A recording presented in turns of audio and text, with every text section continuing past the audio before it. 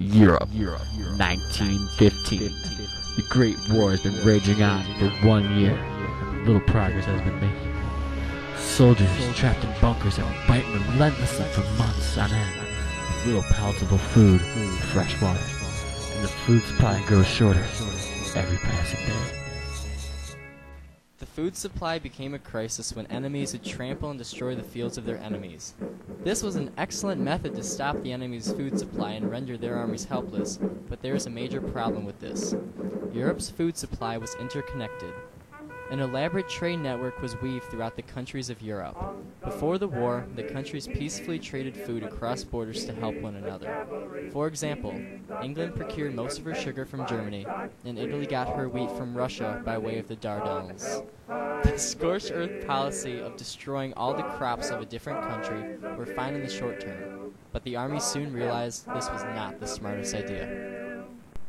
This is not the greatest idea, because if they destroyed the fields that provided them food, the food supply would become short when the extra food supplies ran out. The duty to feed Europe then fell into the hands of America. This is due to the fact that it was the only country where the war did not take place on their land. Of course, America fed its allies, which included France, Britain, and Russia. The United States needed to increase their food supply to be able to feed the starving nations in Europe. There were many ways the United States planned to do this. Essentially, the plan was to create more food through the use of war gardens and to try not waste as much food themselves.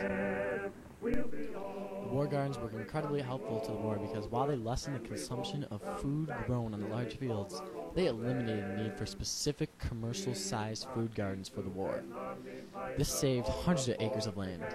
To further reduce food consumption, Meatless Mondays and Wheatless Wednesdays were created in order to reduce consumption of food on that day. Citizens were not alone as well.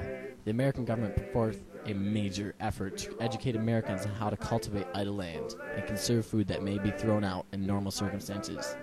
So basically, they just canned food and jerked beef.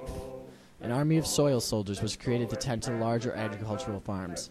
The army of soil soldiers was difficult to create because it was volunteer work, and strong patriots were required to keep the farms operating. They had to sow the seeds of victory. Soldiers needed 3,500 calories a day, and America provided each soldier with 4,700 calories per day.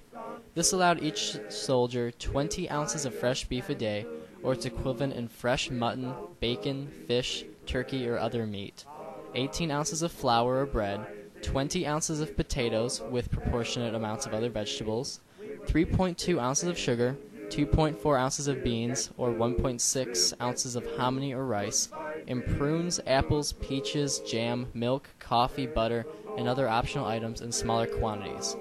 This equated to 4,250,000 pounds of food daily for 7 days a week and for 52 weeks each year. To feed an army of 1 million men for 1 month, according to the Quartermaster's Department of the United States Army, required 973,000 pounds of butter, 1 million cans of corned beef hash, 2 million cans of beef, 2,400,000 pounds of coffee, 3 million pounds of sugar, 6 million pounds of bacon, 23 million pounds of frozen beef, 37,500,000 pounds of flour, and enormous amounts of food even for the smaller quantity items. As the United States Army raised the men in the Army to 4 million, the quantity of food that had to be provided was 4 times as great as the amounts named. Needless to say, this was quite the staggering achievement.